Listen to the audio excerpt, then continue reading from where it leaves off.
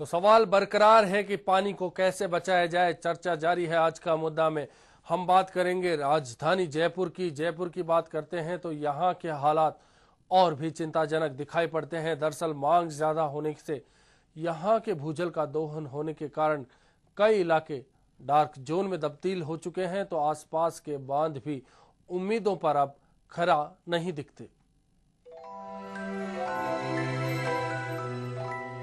Monsoon इस बार भी करीब एक पखवाड़े देर से सक्रिय हुआ है। बारिश की इस आंख मिचौली के बीच जयपुर में भूजल लगातार गिरता जा रहा है। गत वर्ष की अच्छी बरसात के बाद जल स्रोतों में पानी तो आया, लेकिन दोहन ज्यादा होने के चलते भूमिगत जल में गिरावट बदस्तूर जारी है। रामगढ़ बांध के सूखने के बाद अब बीसलपुर बांध ही जयपुर की प्यास बुझाने की इकलौती आस रह गया है।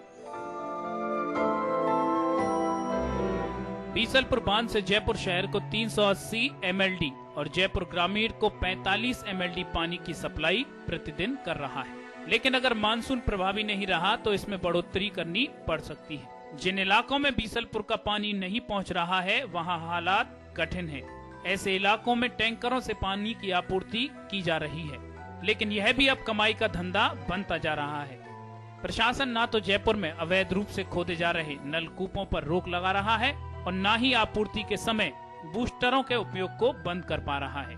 यही कारण है कि जिन इलाकों में सरकार पानी की सप्लाई कर रही है, उसमें से काफी बड़े इलाके का भूजल लगातार नीचे जा रहा है और कम दबाव से पानी की आपूर्ति हो रही है। ऐसे में पानी का व्यापार भी राजधानी में तेजी से पैर पसार रहा है। कुल मिलाकर भूजल में आ रही गिरावट और इसे रोकने में असफल हो रहे प्रशासन ने जयपुर को पानी के लिए पूरी तरह बीसलपुर पर आश्रित कर दिया है।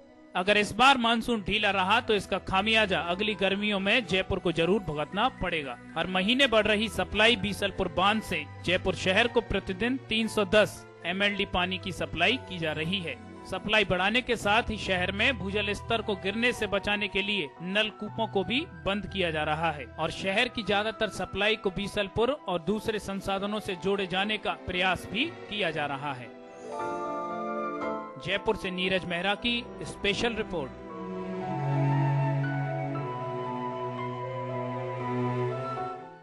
और नीरज मेहरा पहुंचे राजधानी के कुछ लोगों के बीच और उनसे भी जाना कैसे बचाएं जल को। जो भी अपने प्लॉट बनाता है अपना, अगर वो वाटर होस्टिंग के द्वारा अपने पानी जो उसके घर में आता है उसको संचित करे, जमीन के अंदर वापस डाले, तो उससे काफ़ी समस्या हल की जा सकती है। पानी की समस्या हमारे देश में सबसे ज़्यादा एक विकट समस्या है। हम लोग जो पानी यूज करते हैं नहाते समय या कपड़े धोते समय, हम लोग बाथरूम में जब पानी का उपयोग करते थे खुले आम के द्वारा करते हैं, तो इस पानी को अगर हम 100 रूप में अगर एक यूज करें तो इसका बहुत ज़्यादा प्रयोग हम लोग बचत कर सकते हैं। कि जो बढ़ता हुआ ये प्रदूषण है और क्या नाम से जो जंगलों की अवैध कटाई हो रही है, इसको रोका जाना चाहिए, पेड़ पौधे लगाने चाहिए। जो पानी की बचत है, हम जो हमारा जो पानी वेस्टेज चला जाता है, हम अनदेखी करते हैं पानी के प्रति। और आज अगर हम पानी है तो सब कुछ है, जल है तो जीवन है। अगर जल ही नहीं रहेगा तो हमारा जीवन कैसा होगा। तो जिस तरह से हम पानी को बेफजूल खर्चा कर देते हैं, तो उसे पूरी कोशिश करना चाहिए कि हमें बचाना चाहिए, ताकि ज़्यादा से ज़्यादा लोगों को पानी से अपना काम चलाया जा सके। हम क्या कि जो ढंग से नहाते हैं वो नहाने का तरीका हमारा बहुत गलत है। हम सरकार को तो बार बार कोसते हैं और ये करते हैं वो करते हैं, धरने प्रदर्शन नौटंकी पूरी करते हैं, लेकिन हम हमारे अंदर अगर थोड़ा बहुत सुधार कर ले तो पानी बहुत बच सकता है। पानी हमने सुरक्षित नहीं किया, क्या हालत होने वाला है? पानी तो बहुत इंपॉर्टेंट है और पानी के बिना तो कुछ भी नहीं है। यहाँ तक कि जो सब कुछ दिख रहा है पानी से ही दिख रहा है। यदि पानी नहीं है तो जिंदगी नहीं है, जिंदगी नहीं है तो ये सारी चीज़ें बेकार है। पानी सबसे ज़्यादा इम्पोर्टेंट है। अगर पानी नहीं होगा तो फिर जीवन ही नहीं है। पानी के लिए इन्होंने व्यवस्था कर रखी है। जैसे यहाँ पर पानी इकट्ठा हो रहा है तो ये कभी जैसे पक्षियों के भी काम में आता है। जैसे मान लो इसको फिल्टर करके यूज में लें तो जनता के लिए भी उपयोगी है, पशु पक्षियों के लिए भी है। पानी का महत्व तो आदि से अनादिकाल तक राजा महाराजाओं ने भी समझा था। यही कारण है कि उन्होंने जनता की प्यास बुझाने के लिए कुएं, बावड़ियों, झीलों और माउंटों का निर्माण करवाया। यही नहीं, बड़े बड़े महलों में भी बड़े बड़े बरसाती टांकों का निर्माण करवाया, जिससे जनता की प्यास बुझाई जा सके। लेकिन आधुनिक काल में लोगों ने पानी का महत्व नहीं समझा और आज लोग बूंद बूंद के लिए तरस रहे हैं। लोगों का मानना है यदि यही हालात रहे और वर्षा का जल संरक्षित नहीं किया तो आने वाले समय में बूंद बूंद के लिए संघर्ष होगा। कैमरामैन घनश्याम के साथ नीरज मेहरा, HBC न्यूज, जयपुर। तो ये थे नीरज जो बता रहे थे कि किस तरह से आने वाले वक्त में बूंद बूंद के लिए संघर्ष के लिए मजबूर होना पड़ सकता है तमाम लोगों को अगर पानी को नहीं बचाया जा सका। कुछ देर पहले हमने देखी थी जैसलमेर की तस्वीर। इस वक्त जैसलमेर से मेरे सहयोगी मनीष रामदेव फोन लाइन पर जुड़ चुके हैं। मनीष, क्या लगता है पानी को लेकर जैसलमेर की क्या तस्वीर है आज में?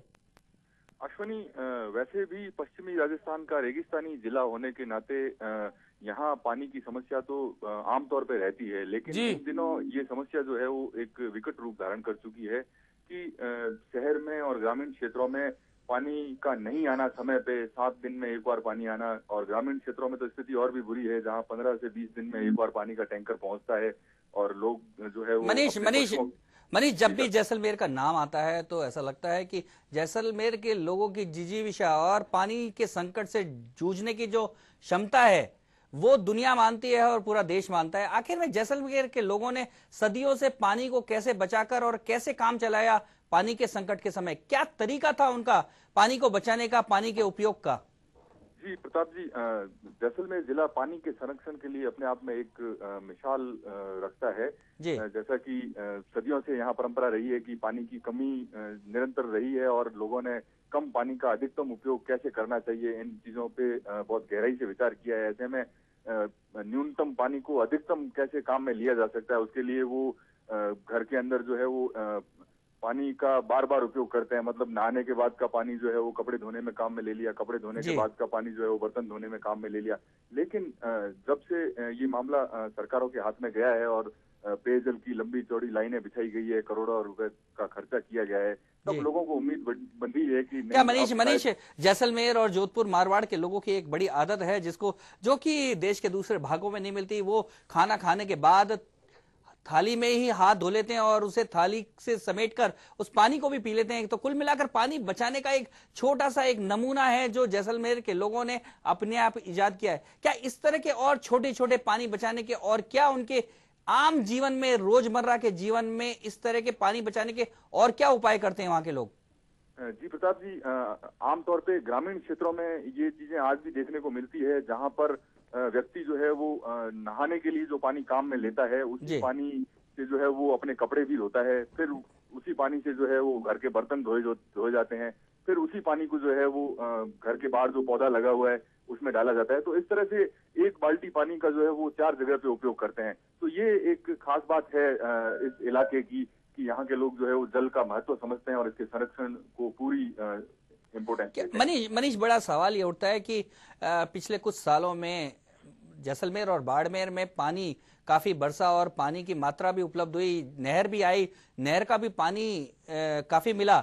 लेकिन पहले जैसलमेर के लोगों के, जैसलमेर से और जैसलमेर के लोगों को पानी का संकट नहीं सताता था। ज्यादा पानी आने के बाद ये संकट सताने लगा है, क्या कारण है? जी प्रताप जी, यहाँ मैं एक चीज इसमें और जोड़ना चाहूंगा कि जब तक पानी नहीं था तब तक लोगों की आदतें उस कम पानी को लेकर थी, लेकिन जैसे जैसे लोगों को पानी मिलना शुरू हुआ वैसे वैसे लोगों की आदतें भी थोड़ा थोड़ा जो है वो समय के साथ बदली और उसी का नतीजा है कि अब लोग आदी हो चुके हैं कि न्यूनतम पानी की बजाय कम से कम उतना पानी तो मिले जो उनकी जीवन के लिए आवश्यक है। तो ऐसे में जो तो कुल मिलाकर मनीष लगता है कि क्योंकि पानी का संकट तो अब बढ़ता ही जा रहा है, नहरों में भी पानी कहां से आएगा इसको लेकर भी काफी चिंता होने लगी है। तो लगता है कि जैसलमेर के लोगों को अपने पुरानी आदतों को वापस लाना होगा, ये जो आदतें बदली हैं इनको सुधारना होगा। कुल मिलाकर जैसलमेर के लोगों से पूरे देश को प्रेरणा भी लेनी होगी कि आखिर में जैसलमेर के लोगों ने सदियों तक पानी के संकट का कैसे मुकाबला किया। धन्यवाद मनीष सारी जानकारी के लिए। कुल मिलाकर मनीष ये देखने की बात, अश्विनी देखने की बात है, जैसा मनीष ने बताया जैसलमेर के जो वहां के लोगों ने किस तरह से पानी को लेकर कभी वहां आवाज नहीं उठी थी। बड़ी अहम बात थी कि आदत बदली तो फिर ये दुरुपयोग शुरू हुआ। हम बात कर सकते हैं जैसे कि पहले की बात थी, जल संसाधन कम थे, ट्यूबवेल्स नहीं होते थे, घरों तक नल नहीं होता, पूरे शेखावटी इलाके में अगर देखा जाए तो वहां पानी के टाके बनते थे। आज हम जिस बात की जल संरक्षण की बात कर रहे हैं और सरकार जिसके लिए काफी अनुदान भी उपलब्ध करा रही है, वो आमतौर पे हर घर में वो पानी के टाके होते थे, बरसात का सारा पानी उसमें इकट्ठा होता, साल भर का पीने का पानी उस टांकों से व्यवस्था होती थी। आज टांकों की बिल्कुल व्यवस्थाएं खत्म हो मारवाड़ गई। शेखावटी में ये परंपरा थी और किसी तरह से बरसात के पानी को साल भर चलाने के जतन किए जाते थे।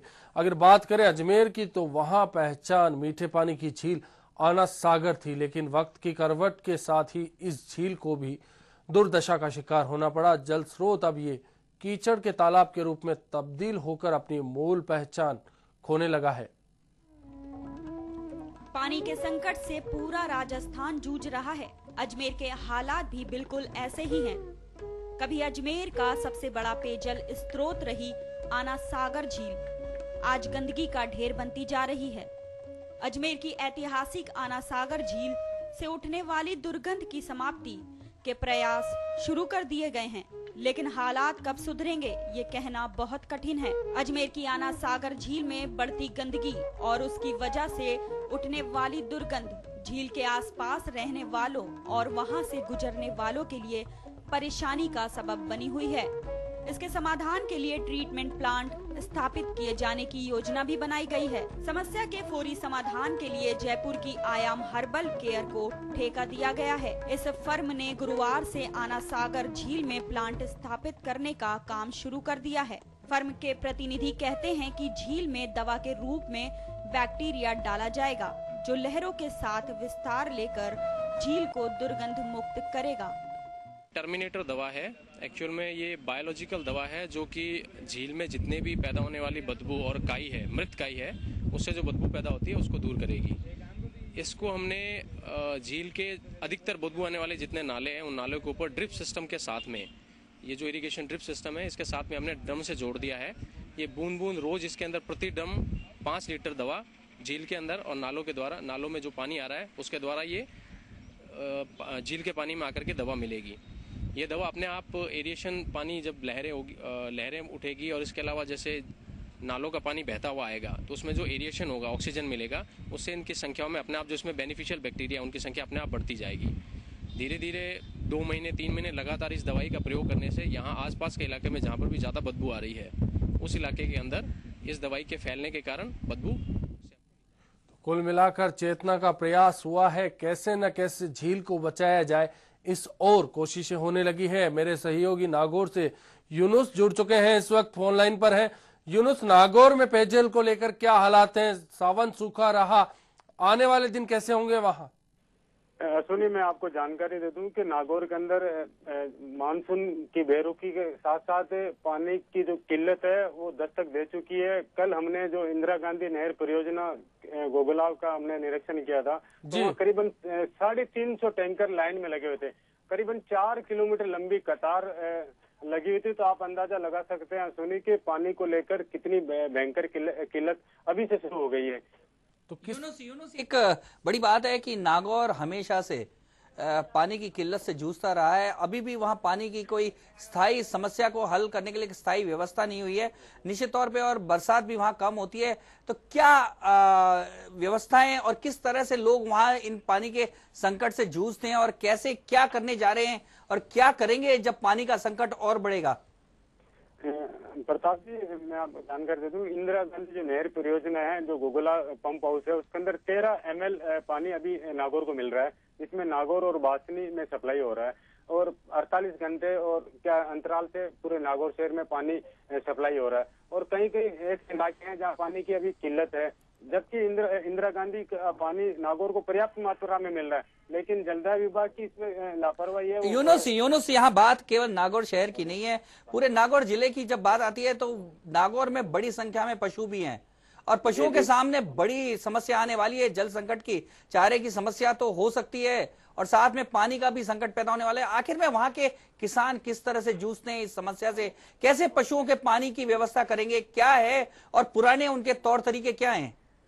अगर प्रताप जी, अगर पुराने तौर तरीके की हम बात करें तो नागौर के अंदर 4 ऐतिहासिक तालाब थे और चारों ऐसे हालात हो गए हैं कि वहाँ सिवाय कचरा डालने के अलावा कोई दूसरा स्थान नहीं है। और जैसे नागौर के अलावा जैसे अब लाडनू के अंदर पेयजल का भारी संकट है, मकराना चले